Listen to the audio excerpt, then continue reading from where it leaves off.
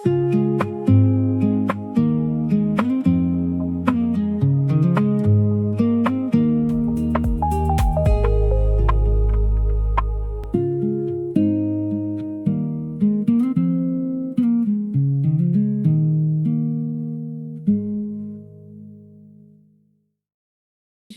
tarde. Gente, a gente está fazendo um encontro híbrido, que ele tem muitas pessoas aqui na sala do laboratório da Universidade Lusófona, né, do Departamento de Museologia. Então, nós estamos híbrido e tem vários computadores ligados também online. Então, às vezes, tem essa negociação do som. Gostaria só de também acrescentar que este evento ele está incorporado, né, no seminário, no Seminário Internacional Museologia e História da Arte e Construção de Justiça Epistêmica. E então, que vocês conhecem, tem a programação, tá bom? Só para também registrar que nós estamos aqui também participando desse seminário, tá bom? Muito obrigada, e a palavra agora está com a Elisa. Obrigada, obrigada. Eu vou partilhar, antes de começar a falar qualquer coisa, eu vou partilhar a minha apresentação. Então, antes de mais, eu quero dizer que eu, primeiro, claro, vou fazer então a minha autodescrição. Eu sou uma mulher branca, de cabelos compridos, castanhos, lisos, meus olhos são castanhos. Estou a vestir uma camisola verde escura de manga comprida. Estou na minha casa, mas a imagem de fundo está desfocada, então o fundo da bagunça da minha casa ninguém vê. É, Quero dizer, então, primeiro, que eu estou extremamente feliz e honrada de estar aqui convosco hoje, e de partilhar essas reflexões com pessoas que eu admiro e acompanho já há muito tempo nessas andanças pelo pensamento museológico. E, e muito feliz também de ser é, investigadoras, professoras, estudantes do meu país, essencialmente, do Brasil. Isso me dá um calor a mais. Quero agradecer profundamente a Carolina por esse convite. Eu acho que a gente já está há um tempo namorando, né, Carolina?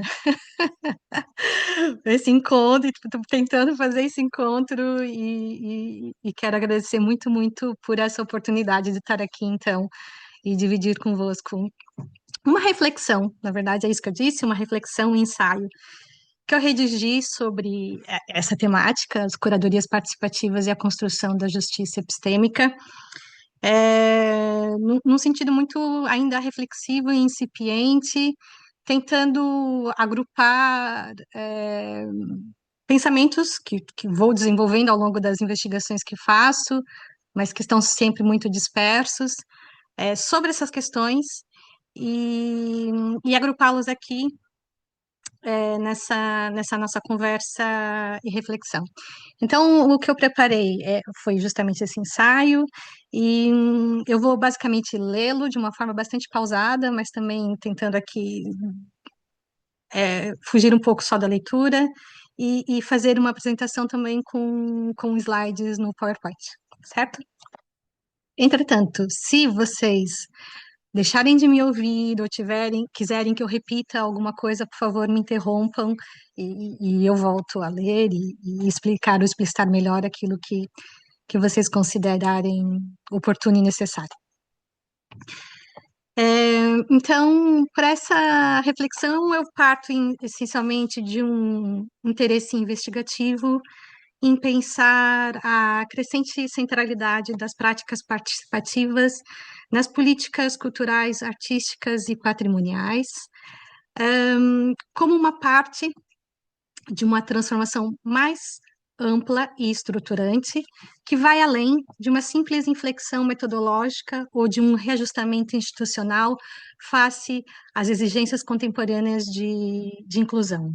Ou seja, parto de um interesse de pensar as práticas participativas como uma transformação mais profunda que incide sobre os próprios regimes de produção, validação e circulação do conhecimento.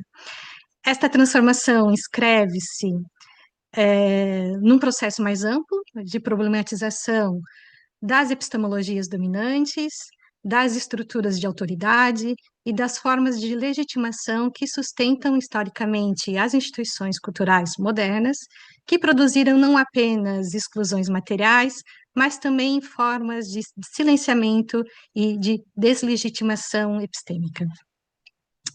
Nesse contexto, a noção de curadoria participativa emerge como um conceito-chave, ainda que profundamente ambivalente. Por um lado, é mobilizada como um instrumento democrático, de inclusão e engajamento comunitário, mas, por outro, muitas vezes revela-se inscrita em dinâmicas institucionais que limitam o seu poder transformador. E é precisamente aqui a sua articulação com o conceito de justiça epistêmica, essa articulação vai permitir deslocar o debate para uma dimensão mais estrutural, interrogando não apenas quem participa, mas em que condições se produz conhecimento, quem é reconhecido como sujeito epistêmico e que formas de saber são legitimadas.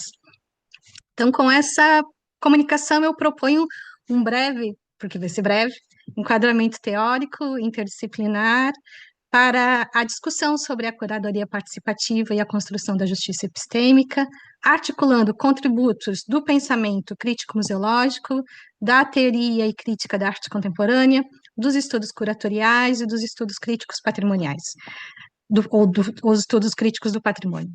O objetivo aqui meu não é propor modelos normativos, mas construir um campo de problematização que permita compreender as curadorias participativas como práticas situadas num terreno de tensões entre governança cultural e justiça epistêmica. A emergência das curadorias participativas não pode ser dissociada, pelo menos a meu ver, de um conjunto de deslocações críticas que atravessam desde a segunda metade do século XX os campos da arte, da museologia e do patrimônio. Por isso que aqui eu tento articular esses diferentes campos de conhecimento. Essas deslocações não se limitam a questionar conteúdos ou representações, incidem sobre as próprias condições de produção do conhecimento e sobre os dispositivos institucionais que legitimam. E aqui eu vou tentar, então, situar ou falar um pouquinho sobre essas deslocações críticas, então, onde a emergência das curadorias participativas se tornaram preponderantes para pensarmos, então, a, a, a curadoria participativa e a construção da justiça epistêmica. Então, um primeiro deslocamento crítico é justamente a crítica institucional, que constituiu um momento fundamental nesse processo. Ao expor o museu e a galeria como espaços de poder e não como recipientes neutros, artistas e teóricos tornaram visíveis as operações de exclusão, normalização e autoridade que sustentam o campo cultural, o campo artístico como um todo. No entanto, esta crítica, embora disruptiva, manteve frequentemente uma posição exterior às instituições, operando mais como um gesto de desvelamento do que como uma transformação estrutural. A transição para práticas artísticas socialmente engajadas, que vai acontecer concomitante, mas de uma maneira mais enfática posterior ao surgimento da crítica institucional, pode ser entendida como uma deslocação crítica para o interior dos processos de produção cultural e institucional. Em vez de apenas revelar os mecanismos de poder, essas práticas procuram reconfigurá-los, introduzindo formas de coprodução, negociação e implicação direta com contextos sociais específicos. A viragem social da arte contemporânea desempenha aqui um papel estruturante. Ao deslocar-se o foco da obra para o processo e da autoria individual para formas de colaboração, a arte socialmente engajada introduz uma reconfiguração das ontologias artísticas que tem implicações diretas para a curadoria. Esta viragem representa uma das manifestações mais evidentes da crise do paradigma estético moderno. A deslocação do foco da obra enquanto objeto autônomo para a arte enquanto prática relacional e processual implica uma reconfiguração das categorias fundamentais da produção artística, e não só de toda a instituição da arte, como, por exemplo, os museus. A arte deixa de ser entendida primordialmente como produção de formas para ser concebida como produção das relações. Relações entre sujeitos, entre saberes, entre contextos. No entanto, como amplamente debatido, esta viragem não elimina as assimetrias de poder. E aqui a distinção entre arte participativa e arte comunitária torna-se fundamental para compreender melhor estas assimetrias e os diferentes regimes de participação. Eu tento fazer uma conceitualização sucinta sobre esse entendimento sobre arte participativa e arte comunitária. Muito sucintamente, a arte participativa caracteriza-se, em termos gerais, por privilegiar processos de interação e colaboração, frequentemente enquadrados por dispositivos concebidos por artistas ou instituições. Como sublinhado por diferentes autores, trata-se de práticas orientadas para a criação de situações, encontros ou experiências partilhadas, frequentemente de natureza temporária.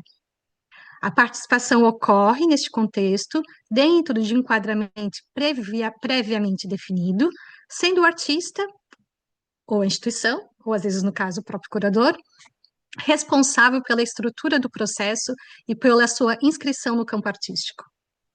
Em contraste, a arte comunitária implica uma deslocação mais profunda da autoridade da agência. Essas práticas assentam em processos de longa duração, enraizados em contextos específicos e sustentados por relações de confiança, reciprocidade e corresponsabilidade.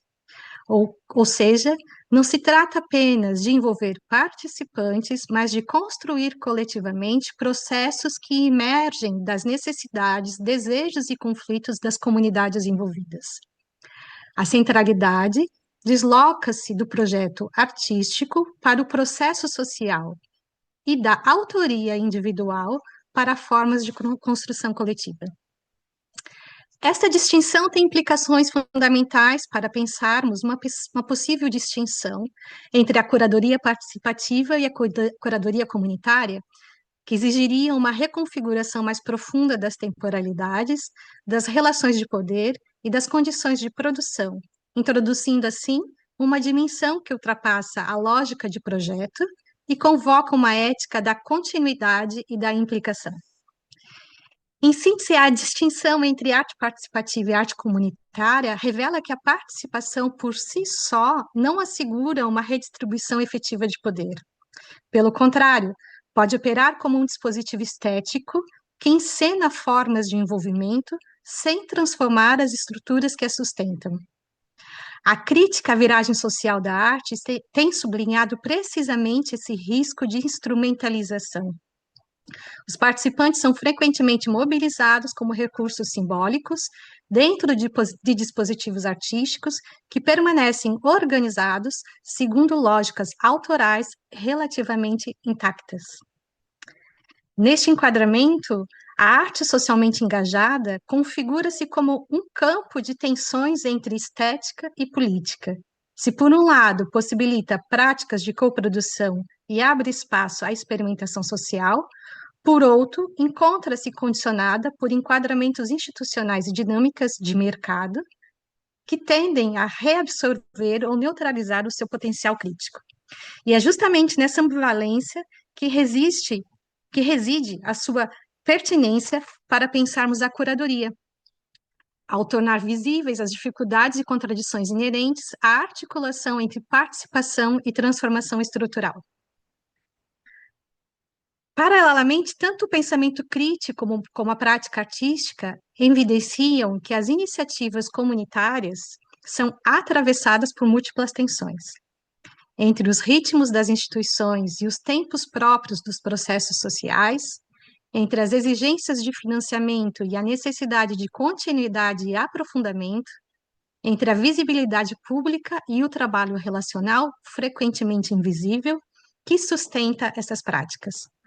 Quando transpostas para o campo curatorial, estas tensões tornam-se ainda mais evidentes, expondo os limites de modelos participativos que não implicam uma alteração efetiva das condições estruturais em que a prática se inscreve.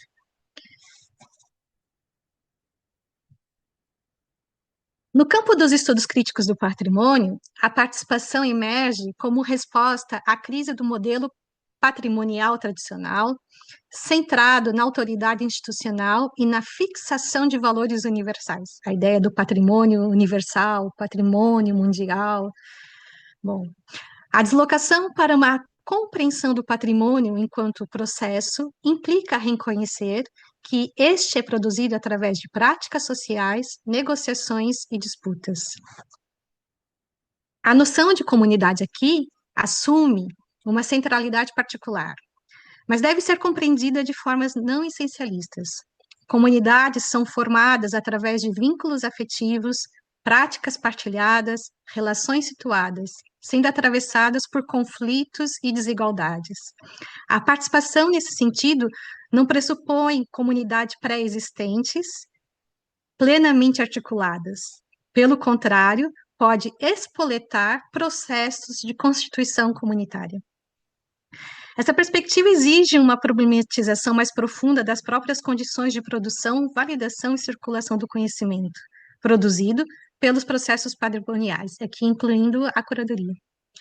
Longe de uma visão celebratória da participação, importa reconhecer que estes processos, incluindo a curadoria, são dispositivos normativos que definem as fronteiras do conhecimento legítimo, marginalizando epistemologias outras e modos alternativos de relação com o passado. E é nesse quadro que as curadorias participativas devem ser entendidas não como uma solução em si, mas como um terreno de disputa epistemológica. A inclusão de comunidades não garante por si só a redistribuição de autoridade. Pelo contrário, pode funcionar como uma forma de captura institucional se não forem questionadas, novamente aqui essa questão, as estruturas que regulam a inteligibilidade e a validade dos saberes mobilizados. A participação torna-se, assim, um espaço ambivalente, simultaneamente potencialmente emancipador e passível de reprodução de assimetrias, sobretudo quando os termos do envolvimento permanecem definidos por lógicas institucionais. Neste sentido, quando falamos de sustentabilidade ou a sustentabilidade do patrimônio, frequentemente mobilizada em discursos institucionais, deve ser essa noção da sustentabilidade deve ser criticamente reavaliada. Em vez de um imperativo técnico de salvaguarda ou conservação, trata-se de uma questão relacional e política, que depende da capacidade de sustentar processos de negociação, nos quais diferentes formas de conhecimento podem coexistir e não serem subjugados. Deste modo, o envolvimento comunitário deixa de ser uma questão de acesso e passa a ser uma questão de reconfiguração epistemológica. Sustentar o patrimônio implica sustentar espaços de fricção, onde diferentes regimes de verdade possam coexistir. A sustentabilidade torna-se, assim, inseparável da capacidade de manter abertas essas tensões ao longo do tempo, reconhecendo que o conflito não é um obstáculo à prática patrimonial e curatorial, mas uma das suas condições constitutivas.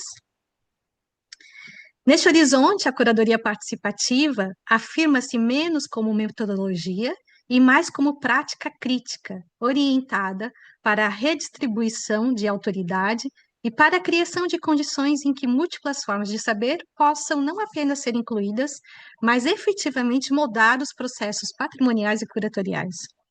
Trata-se, em última instância, de deslocar o foco da representação para a relação, da conservação para a negociação contínua, um movimento que, ao reconfigurar o campo patrimonial, abre espaço para formas mais plurais e justas de habitar o passado, no presente e no futuro.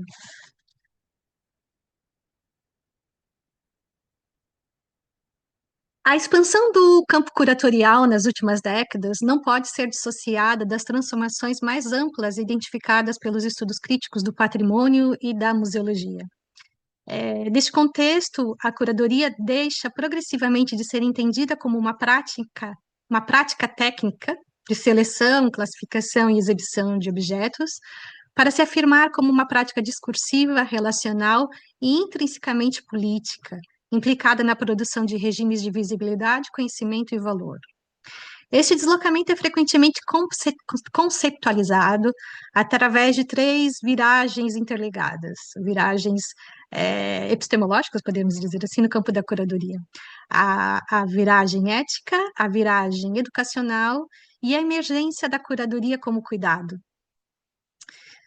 que, mais do que fases cronológicas ou movimentos consequentes ou cronológicos, configuram camadas analíticas que reconfiguram profundamente o papel dos museus e dos curadores. A chamada ética, a viragem ética no campo da curadoria marca uma inflexão decisiva na forma como a prática curatorial se entende a si própria, introduzindo uma dimensão de responsabilização que atravessa todas as etapas do processo, da aquisição à interpretação, da exposição à mediação. Esta viragem implica abandonar a ideia de uma posição curatorial distanciada e neutra, reconhecendo antes que toda curadoria, de novo, é uma prática situada, atravessada por relações de poder, enquadramentos institucionais e implicações políticas. A exposição deixa de ser concebida como um mero dispositivo representacional para ser entendida como uma tecnologia social que produz efeitos concretos.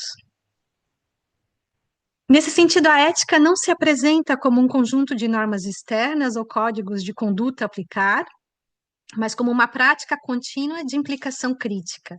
Tal implica uma atenção constante às condições de produção do conhecimento curatorial, às exclusões que o estruturam e às formas de violência simbólica que podem ser reproduzidas, mesmo em contextos que se pretendam inclusivos.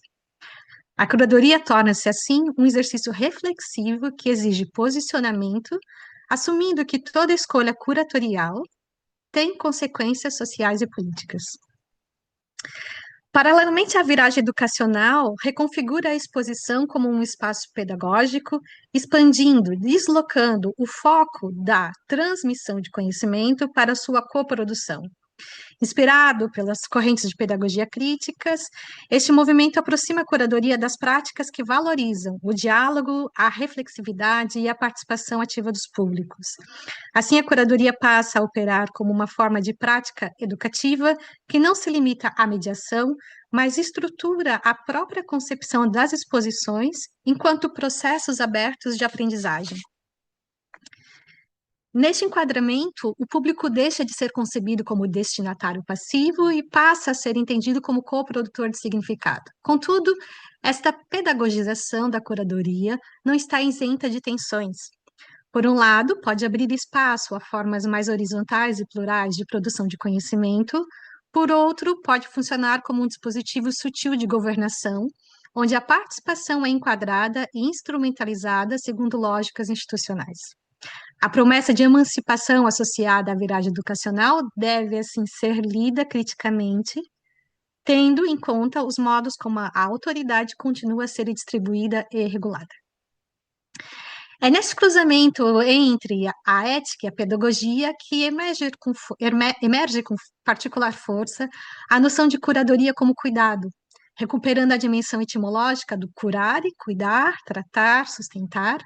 Esta abordagem propõe uma reorientação da prática curatorial centrada nas relações, nas interdependências e nas condições materiais que tornam possível o trabalho curatorial.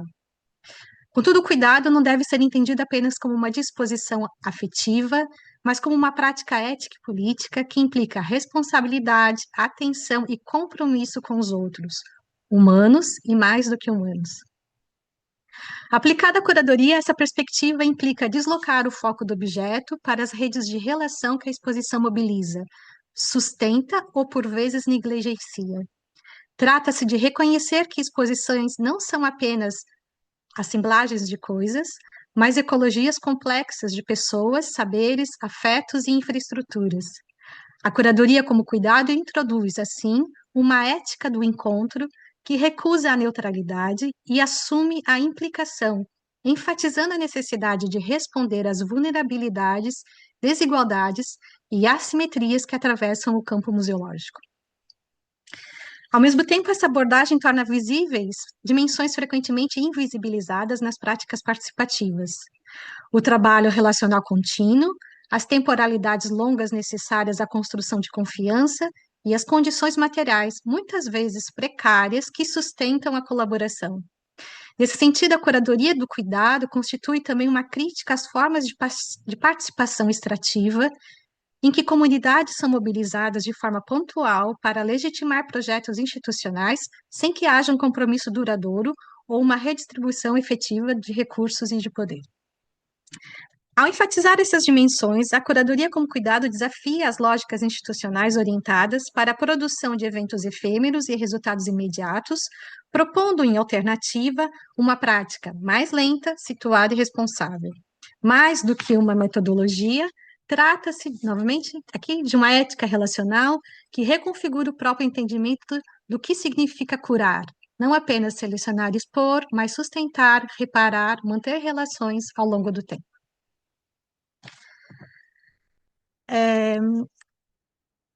A introdução do conceito de justiça epistêmica permite aprofundar a análise das práticas participativas, deslocando o foco da inclusão para a equidade nos processos de produção de conhecimento.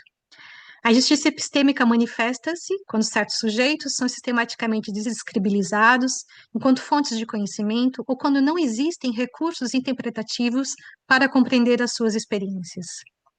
No campo das instituições culturais, essas formas de injustiça são estruturais. Os museus, as exposições e os dispositivos curatoriais operam historicamente como mecanismos de seleção, hierarquização e legitimação de saberes, frequentemente excluindo ou marginalizando conhecimentos não alinhados com epistemologias dominantes. A curadoria participativa pode ser entendida como tentativa de responder a estas formas de exclusão, criando condições para a emergência de múltiplas vozes e saberes. No entanto, como evidenciado, acho aqui nessas minhas reflexões, esta potencialidade depende de condições específicas. Envolvimento desde as fases iniciais, reconhecimento da agência dos participantes e de redistribuição efetiva do poder decisório. Sem essas condições, a participação tende a reproduzir formas de injustiça epistêmica, ainda que sob formas sutis. A inclusão de vozes não implica necessariamente o reconhecimento da sua autoridade epistêmica. A mediação institucional pode reconfigurar narrativas, enquadrando-as em termos que permanecem controlados.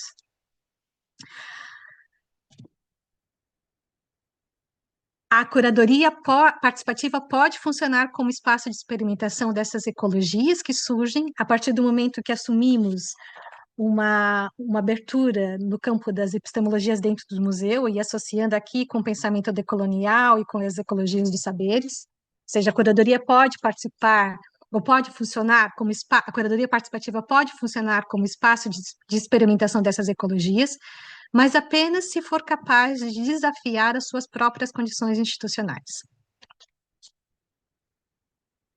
Os dilemas éticos da curadoria participativa não são exceções, mas expressões das tensões estruturais que atravessam o campo. A participação situa-se numa linha tênue entre emancipação e instrumentalização, entre redistribuição de poder e legitimação institucional. Um dos dilemas centrais resiste justamente na dimensão material da participação. A mobilização de comunidades implica trabalho, frequentemente não reconhecido e não remunerado, que sustenta os processos curatoriais. A retórica do empoderamento pode ocultar formas de exploração, transformando a participação em recurso institucional. A curadoria, como cuidado, oferece uma ferramenta crítica para abordar essa questão, ao enfatizar a necessidade de reconhecer e sustentar as condições materiais da participação. O cuidado implica responsabilidade não apenas simbólica, mas também concreta. Tempo, recursos, reconhecimento. A questão da temporalidade constitui igualmente um limite crítico. A construção de relações de confiança e de processos de coprodução exige tempo, enquanto as instituições operam sob pressões de eficiência e resultados imediatos. Esta incompatibilidade limita a profundidade das práticas participativas. Além disso, a temporalidade da participação, baseada na construção de relações de confiança, entra em conflito com a lógica de projetos a curto prazo. A sustentabilidade da justiça epistêmica exige continuidade, algo raramente garantido. Nesse sentido, importa reconhecer que nem todos os saberes são traduzíveis para o formato expositivo ou para os dispositivos curatoriais, tal como estes são convencionalmente configurados. Formas de conhecimento incorporadas, orais, espirituais ou relacionais podem resistir, ou mesmo recusar, a processos de mediação que implicam fixação, representação ou circulação pública. A tentativa de integrar tais saberes pode resultar na sua simplificação, descontextualização ou instrumentalização, levando a questões éticas profundas sobre os limites da representação e da visibilidade. Ou seja, a ideia de que todas as comunidades desejam participar deve ser igualmente interrogada. A curadoria de exposições é sempre uma prática seletiva, e o envolvimento com instituições museológicas pode não ser desejável ou relevante para determinados grupos, sobretudo tendo em conta histórias de violência, expropriação e desconfiança institucional. A recusa de participação não deve ser interpretada como ausência ou déficit, mas como uma posição legítima que desafia as expectativas normativas de inclusão. Reconhecer esses limites não implica rejeitar participação, mas situá-los criticamente, evitando a sua universalização enquanto solução, ou seja, a participação como uma solução universal. Por fim, o dilema fundamental diz respeito à autoridade epistêmica. Mesmo em contextos participativos, as instituições mantêm frequentemente o controle sobre os enquadramentos interpretativos. No campo museológico, a justiça epistêmica implica questionar o museu enquanto dispositivo de autoridade cognitiva. Historicamente, o museu operou como um espaço de legitimação de epistemologias dominantes. A curadoria participativa pode funcionar como prática de desestabilizar esses regimes, mas apenas se for capaz de reconfigurar as suas estruturas internas. Por fim, a articulação entre curadoria participativa e justiça epistêmica permite-nos aprofundar a análise das práticas colaborativas, deslocando, como já havia dito, o foco da inclusão para a transformação das condições de produção de conhecimento. A justiça epistêmica, nesse contexto, não seria, então, um ponto de chegada, mas um horizonte crítico que orienta a prática e a reflexão curatorial. Muito obrigada.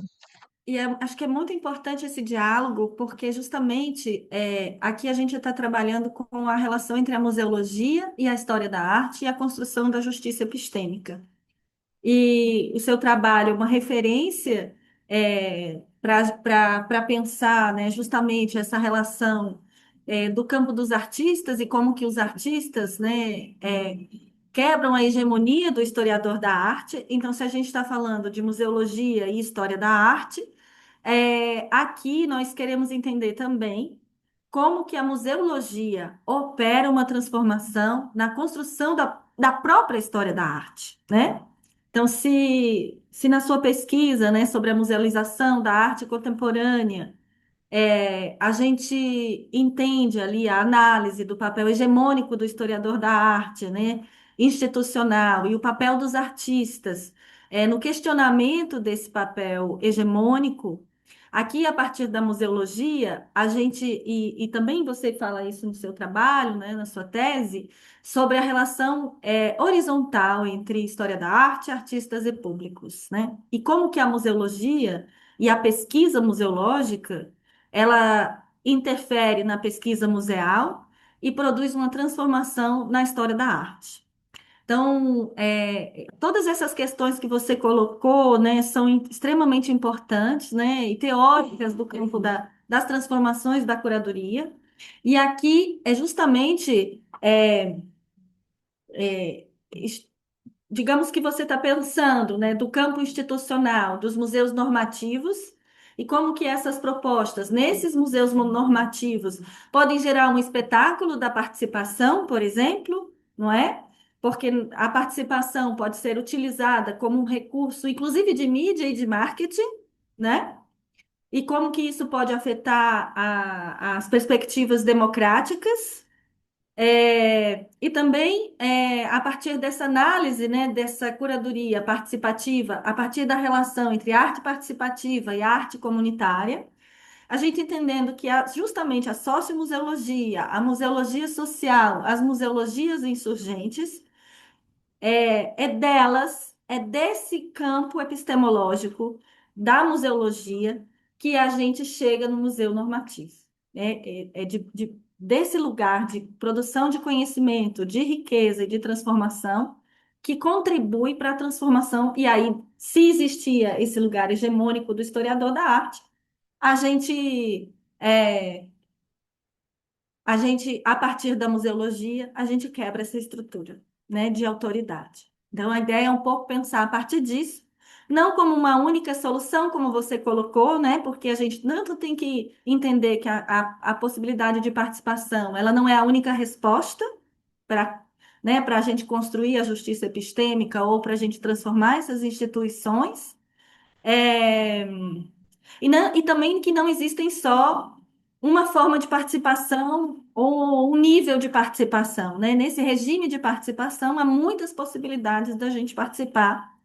E aí, justamente essa apresentação que eu estou trazendo são é, formas, modos, jeitos da gente pensar a relação entre e de escuta dos públicos, né? E isso precisa de tempo, de muito tempo, e de muitas etapas e de muitos processos. Não é simples realmente, né? E eu vou falar um pouquinho disso. E aí eu tô assim, eu tô falando para a câmera aqui, porque tem um público, mas eu também não quero deixar de falar para as pessoas que estão aqui comigo. Então, horas vou estar falando para cá, olhando para a câmera, e olha, eu vou olhar para as pessoas que estão aqui. Então, eu vou aprender um pouco a lidar com essas dinâmicas também, né? Para que a gente não. Também essa conversa também esteja aqui e eu esteja olhando para quem está aqui também comigo. É, então, vamos começar, né? Na verdade, já comecei. Primeiro, trazer a noção de justiça epistêmica, né? De onde ela vem e de onde eu trabalho, né? É, queria muito que a Maria Aparecida Moura tivesse também nesse seminário, nesse conjunto que a gente reuniu de né, de pesquisas, né, que estão sendo compartilhadas, para que ela trouxesse esse conceito para a gente pensar juntos também.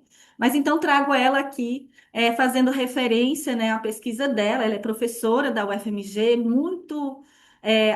lá da Escola de Ciência da Informação.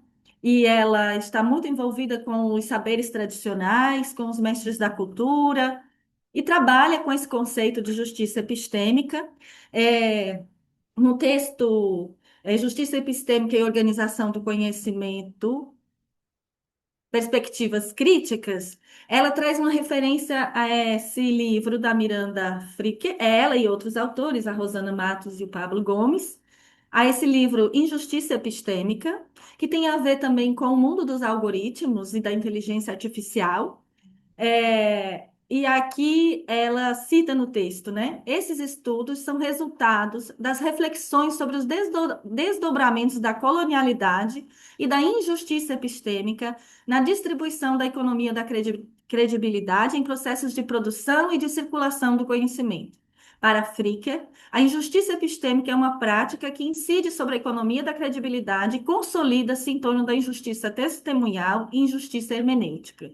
No âmbito Nesse âmbito, a injustiça testemunhal refere-se a práticas epistêmicas que engendram preconceitos e estereótipos na heurística da credibilidade, deixando em desvantagem certos segmentos sociais. Desse modo, a autoridade da razão tende a ser reduzida às operações de poder. A injustiça hermenêutica organiza-se em torno de marginalizações estruturais que impedem que certas camadas da sociedade possam produzir conhecimento sobre si. E aí, o que que ela faz?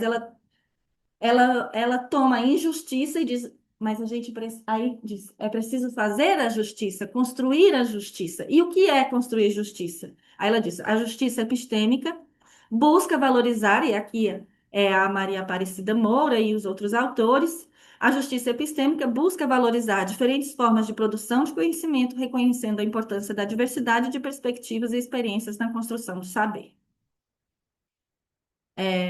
Então, é como que vai se construindo a noção de justiça epistêmica também. E trago a noção de epistemicídio, né, da Sueli Carneiro, onde ela fundamenta, né, todo esse processo de racismo epistêmico, propriamente dito, que está estruturado na nossa sociedade, e constrói o outro como não ser, que é o título do seu trabalho. Então, ela diz: para nós, porém, o epistemicídio, porque aí seria a definição de epistemicídio, ela definindo, né? Para nós, porém, o epistemicídio é, para além da anulação e desqualificação do conhecimento dos povos subjugados, um processo persistente de produção da indigência cultural, pela negação ao acesso à educação, sobretudo de qualidade, pela produção de inferiorização intelectual, pelos diferentes mecanismos de deslegitimação do negro como portador e produtor de conhecimento, de rebaixamento da capacidade cognitiva pela carência material ou pelo comprometimento da autoestima, pelos processos de discriminação correntes no processo educativo. Isso porque não é possível desqualificar as formas de conhecimento dos povos dominados sem desqualificá-los também, individual e coletivamente, como sujeitos cognoscentes, e fazê-los destituir-lhes a razão, a condição para alcançar o conhecimento legítimo ou legitimado. Por isso, o epistemicídio fere de morte a racionalidade do subjugado e sequestra, mutila a capacidade de aprender. Então, diante do epistemicídio, é preciso fazer justiça epistêmica. E a nossa questão é como que a museologia social, as museologias insurgentes produzem essa justiça epistêmica a partir dos seus modos de fazer e como suas teorias, seus conhecimentos e como que a curadoria pode aprender com a museologia social e especialmente a história da arte. E então a gente pensa nas curadorias participativas, é, trazendo uma perspectiva, entendendo as musealizações participativas da arte, porque quando a gente pensa em inventário participativo, no campo da documentação museológica, ela é a parte da musealização, então a gente pode pensar que toda a musealização ela pode se tornar participativa, né? A gente pode pensar que a conservação-restauração pode ter caminhos de participação, a própria educação também, construindo projetos educativos de forma participativa. Então, na medida em que a gente amplia essa participação na musealização, é, a gente também vai ter como a... Esqueci. Bom, a gente vai ter também uma circulação, né? É, o inventário, ele vai circular da documentação para a curadoria, a educação. Então, esses campos da musealização, eles se entrelaçam a partir dos processos participativos, né? Então, eles passam a se misturar e eles não são tão separados. É, e aí, as musealizações participativas da arte sempre são ações educativas, porque toda ação participativa ela é uma experiência de educação, de ensino-aprendizagem, de trocas, de intercâmbio, é, que articulam a pesquisa museológica e a pesquisa museal nas ações museológicas desenvolvidas no museu. As metodologias participativas das curadorias de exposição, a partir de uma abordagem museológica, envolvem diversos modelos. Aí coloquei sem par, coletivo, compartilhado, colaborativo, de mutirão, de barricada, de caleidoscópio, entre outros. A participação na pesquisa curatorial possibilita a construção coletiva do conhecimento a partir de múltiplas vozes, ampliando as autorias e promovendo as coautorias. E aqui eu cito a Marília Xavier Cury, eu e a Ana Luísa Neves, que acabou de defender a tese. E tem outros autores também, só citei esses três, né? Porque é um tema, se eu estiver falando muito rápido, gente, porque eu sou acelerada.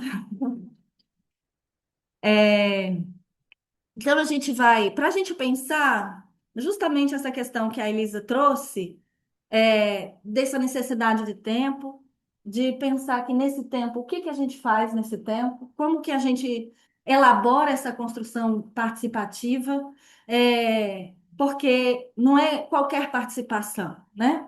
É uma participação que constrói emancipação, autônoma, autogestionária. E como é que a gente vai pensar essa participação justamente nesses desafios institucionais que a Elisa colocou para a gente, na sua apresentação? Como que a gente faz isso, né?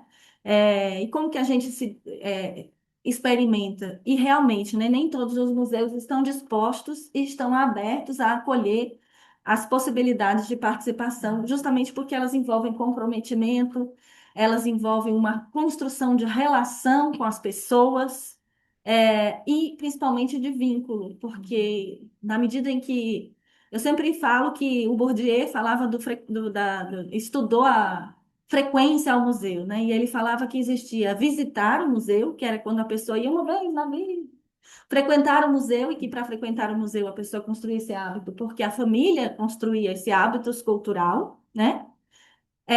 Mas quando a pessoa, ela não vai só visitar, ela não vai só frequentar e visitar as diferentes exposições, mas quando ela vai lá e ela passa um tempo e ela constrói uma exposição, ela vira um frequentador colaborador, né? Ele passa a ser um sujeito que colabora com a instituição. E depois que isso acontece, é preciso muito trabalho para desmontar esse vínculo, né? É preciso muito trabalho para. Porque aí as pessoas se comprometem com a instituição. E então elas vão querer participar não só da exposição. Então isso gera muitas questões para as instituições. E nós também temos as questões de que as instituições, muitas vezes, elas são intermitentes. Horas elas estão funcionando, horas elas fecham. A gente sabe que muitas vezes, muitas instituições, elas não têm uma duração permanente, né? E isso tem as participações, elas mobilizam todas essas questões também. Eu acho que quando a gente fala de museu comunitário, a gente não fala de participação necessariamente, porque ele já é participativo na sua existência.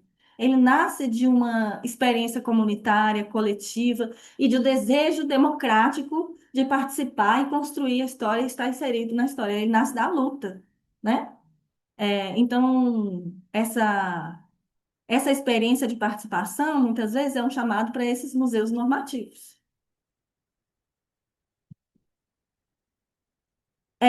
E aí, como é que tem pensado e como é que chega na justiça epistêmica?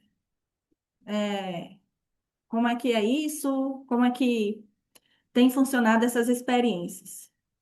A primeira experiência que eu tive que me ajudou a pensar sobre a justiça epistêmica foi um curso que fiz com os povos de terreiro sobre a salvaguarda da festa de Iemanjá e trabalhei com as fichas de Paulo Freire, que são as fichas de cultura, que eu chamava de fichas de leitura, mas eu aprendi que são fichas de cultura. Principalmente quando tem a imagem. E comecei a pensar justamente nesse papel do historiador da arte, da filosofia da arte, de quem escreve crítica de arte, de quem escreve texto curatorial, que pensa nos argumentos que sustentam essa narrativa. Historicamente, as teorias da arte trabalharam com as noções de raridade, unicidade, originalidade, beleza, raridade, para sustentar a defesa do que deveria ser patrimonializado, do que deveria ser musealizado, mas não é suficiente, principalmente quando a gente passa a escutar. E quando outras filosofias, ou melhor, as filosofias que dizem respeito àquele patrimônio, aos detentores daquele saber, é que entram em lugar de valor.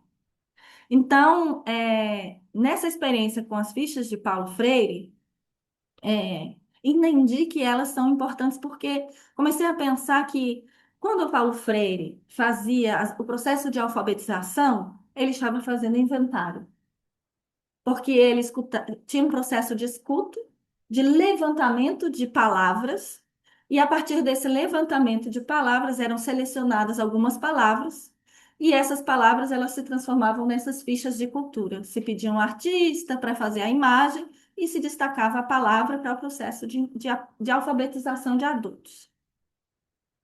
Mas ali já tinha um inventário de cultura. Porque na medida em que as pessoas falavam essas palavras, ele já estava fazendo um inventário dos saberes, né, e daquilo que era importante e tinha valor para aquele grupo que estava ali com o objetivo de se alfabetizar, construir consciência crítica mas também se falava dos bens culturais, porque eles certamente apareciam aquilo que tinha valor. E se a gente, quando aqui era uma ideia de pensar um plano de salvaguarda para a festa de Iemanjá, então a gente pediu para que eles, para que se pensasse nesses valores culturais. Então trouxeram tradição, branco, resistência, ancestralidade, caminho, flores, axé, encanto, pertencimento, território público sagrado. Então, quando eu me deparei com todos esses valores culturais, com toda essa filosofia, comecei a compreender que ali estavam os argumentos que sustentam a defesa da patrimonialização, justamente nessas palavras, nesses conceitos, nessa filosofia. Peraí. E aí, como é que era preciso pensar sobre isso, né? E comecei a entender que aqui tem um caminho de musealidades decoloniais, né? Que são esses argumentos que vão ajudar a gente a construir pensamento curatorial. Nesses processos também, né, de escuta e de participação, é, trouxe uma experiência que são das árvores do conhecimento, né? Pensadas por Pierre Levy, depois a Sandra Petit, na sociopoética, se trabalha as árvores do conhecimento, porque ela é uma forma de construção do conhecimento comunitário, né? De entender essa comunidade de valores. E depois a Sandra Petit, na pedagogia, passou a entender que para que os professores, no trabalho de formação dos professores, é, na medida em que eles faziam a árvore do conhecimento, eles passavam a conseguir produzir o memorial. Então, para produzir um caminho de escrita do memorial, era como fazer a árvore do conhecimento. A árvore do conhecimento é de 0 a 7 anos, 7 saberes. No caso aqui, esse exercício específico, que é um cajueiro do conhecimento, são 0 a 7 saberes afro-indígenas. Então, todo mundo do grupo precisa dizer quais são meus saberes, 7 saberes que eu aprendi dos 0 aos 7 anos. Saberes afro-indígenas. 7 saberes que eu aprendi dos 7 aos 14, dos 14 aos 21, e aí por diante, até a idade da pessoa. Então, aqui nesse caso, é uma árvore coletiva, mas cada pessoa pode fazer a sua própria árvore do conhecimento. É. Pode ser um baobá, né? Pode ser um baobá. A Sandra Petit trabalha com o baobá. Pode ser a árvore de maior referência no seu espaço, que vai guiando o Exatamente. seu conhecimento para fazer o memorial. Isso mesmo. Tem um vídeo ótimo da Sandra Petit, eu posso passar. E aqui, no caso, a gente fez esse. E aí, o cajueiro é a minha referência, então, como eu trouxe o cajueiro, né, e pensei, ele é importante, ele é sagrado no Sará, ele tem um valor importante.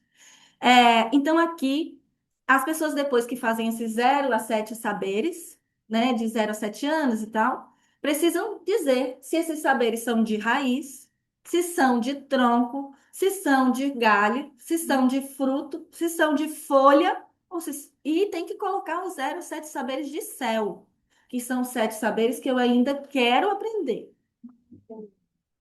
né? O que eu desejo aprender, aquilo que eu não aprendi, mas que está no meu horizonte ou no meu céu, né?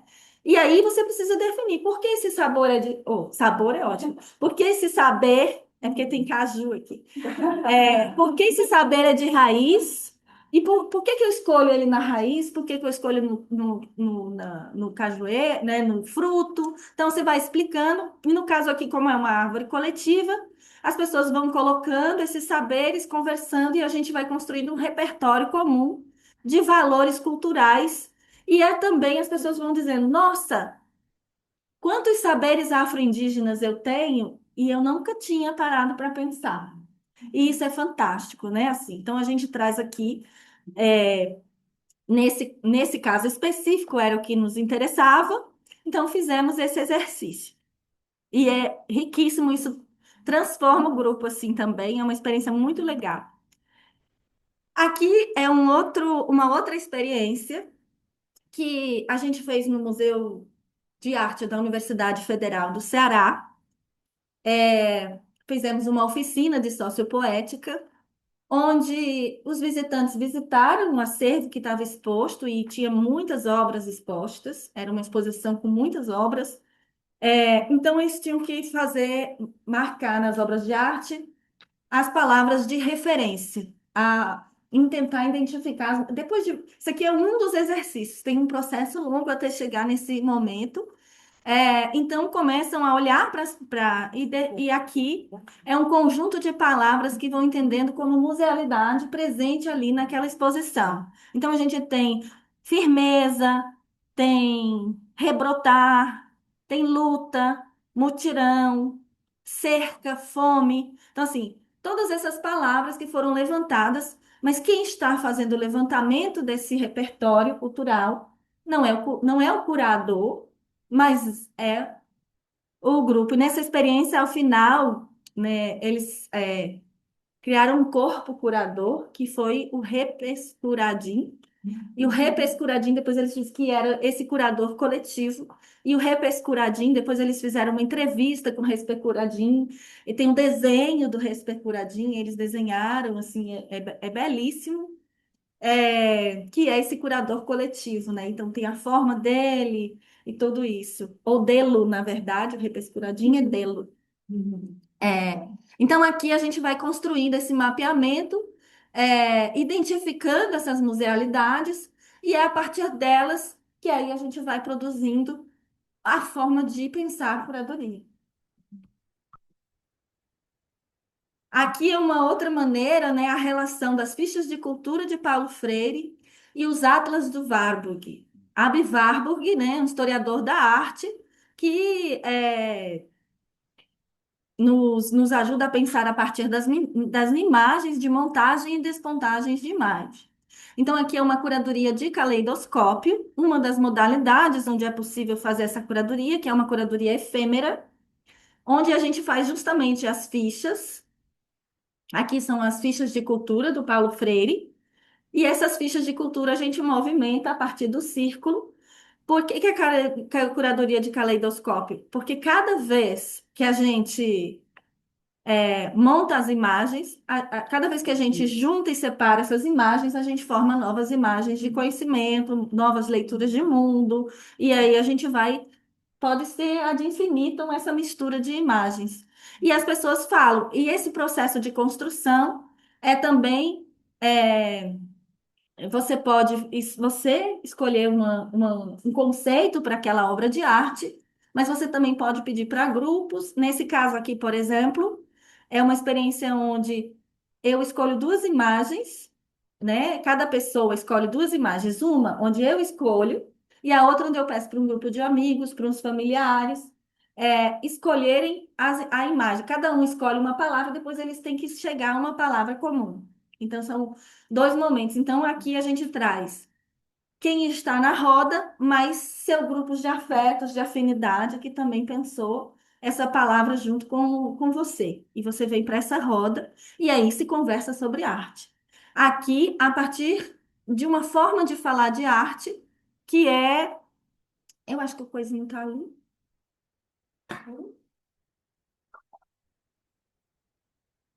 Que é uma forma de falar de arte que parte das experiências de cada um. Então, o meu olhar para a obra de arte é também o meu olhar a partir da minha história de vida, das relações que eu construí, do momento que eu estou emocionalmente, né? Porque às vezes a gente faz sintoma com a obra de arte no sentido lacaniano, e na medida em que a gente faz sintoma, às vezes esse sintoma que fala mais forte é ele que vai vir para a roda, e a gente vai trabalhar de forma coletiva porque também as formas da gente lidar com a obra de arte não é apenas é, não é apenas a partir da análise formal.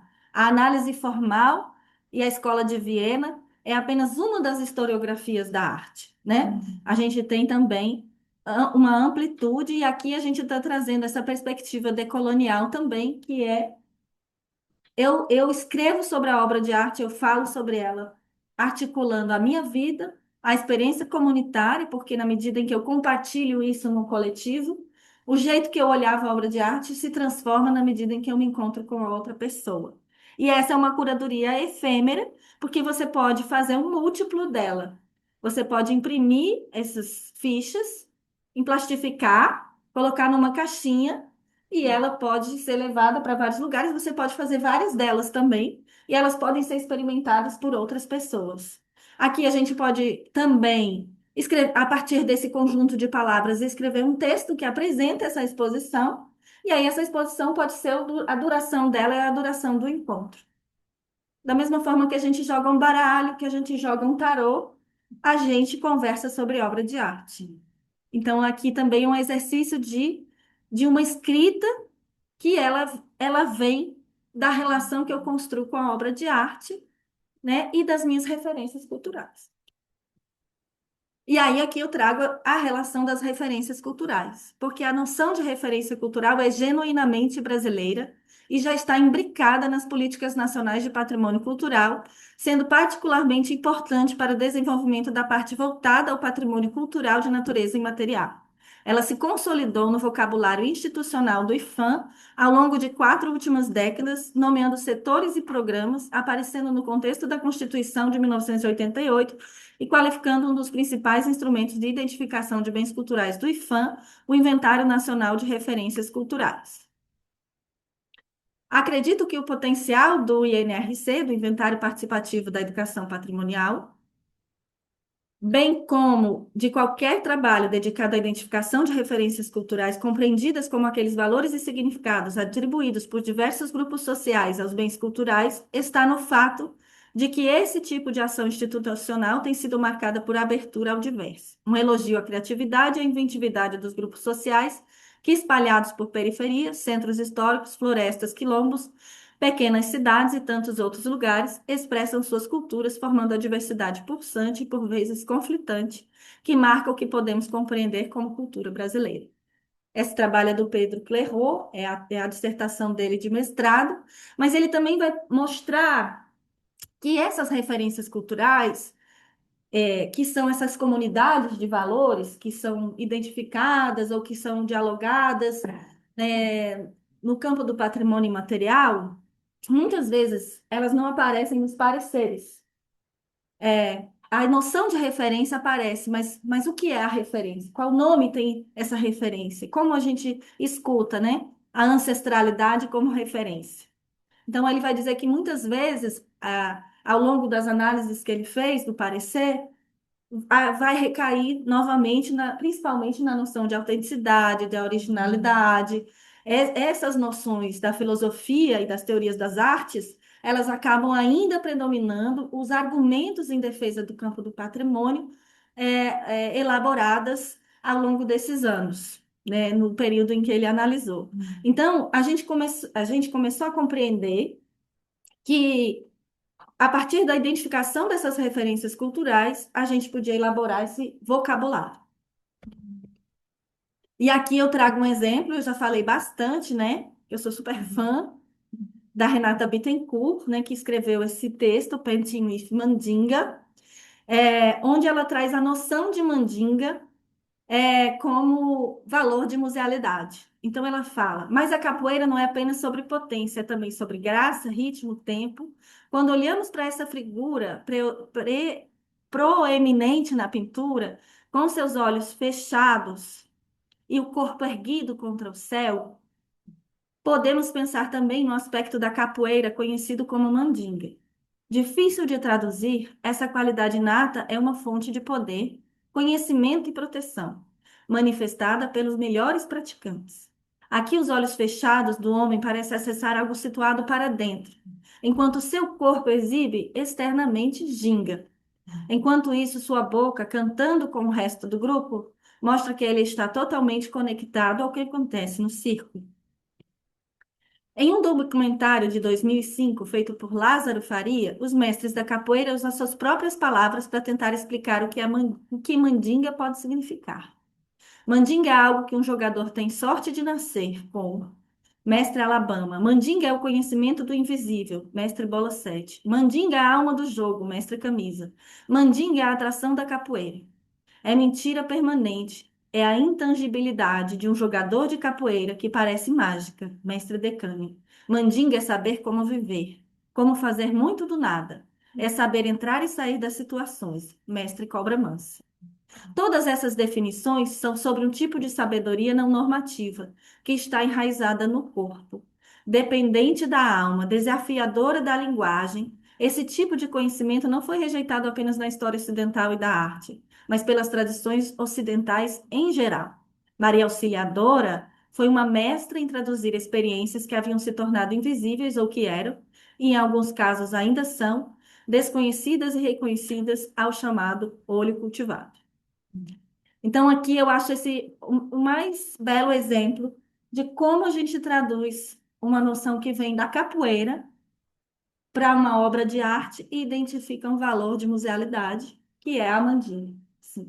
Eu sou totalmente admiradora desse texto e acho que ele é uma referência importante para a gente aprender a trabalhar com a construção desses outros argumentos, né? Aqui eu trago a Sandra Petit, porque a Sandra Petit na pedagogia, ela trabalha com os marcadores de africanidade, né?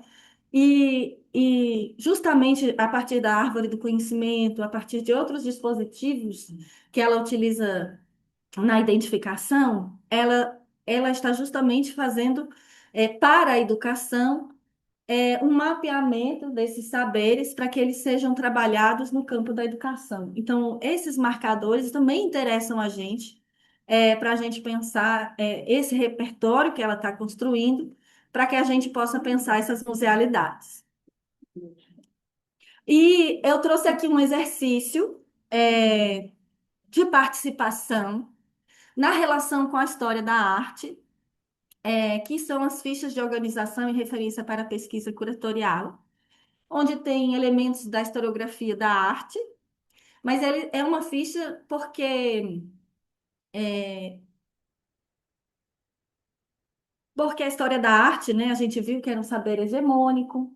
A gente sabe que a história da arte ela é construída num sistema elitista, que a história da arte ela tem uma função para a burguesia de construção de distinção social, né? E muitas vezes a gente acha que não pode escrever história da arte, né? Então, a gente trabalha com a ideia de que todo mundo pode escrever história da arte. Então, a gente cria os instrumentos. Então, essa ficha ela é uma ficha de construção de saberes a partir de quem elabora a ficha, olha para a obra de arte, pesquisa é, sobre essa obra de arte e vai compondo aí um conhecimento e dessa ficha desdobra verbete, legenda, vários outros textos que são possíveis, mas fique com um repertório. Ai. Ah, não, eu vi que eu eliminei um. Eu vou mostrar aqui, será que eu consigo? Aí agora eu vou fazer o quê? Deixa eu ver se eu. Aparece, será que aparece aqui? Pronto. Vocês estão vendo, né? Sim. Aqui é uma outra forma de participação, porque a gente fez uma exposição, e aqui, depois que a exposição já estava aberta, a gente abriu um curso online.